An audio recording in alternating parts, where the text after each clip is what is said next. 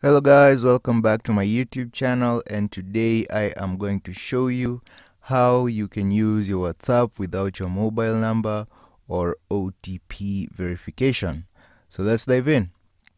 The first thing you want to do is to go ahead to the App Store and you want to download the app US Virtual Number. Go ahead to the App Store and download the app US Virtual Number, and after it's been downloaded, we are going to enable it and we are going to open. Just going to allow access to your contacts and access to make phone calls. Now remember, this app is normally used by scammers, so you should be careful.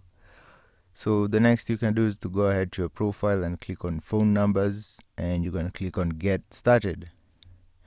And you can click on the country you want to use and it will generate a phone number for you.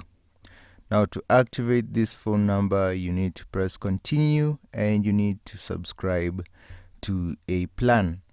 And once you subscribe to a plan, your phone number will be activated and you will be able to use it in your WhatsApp and also to make phone calls.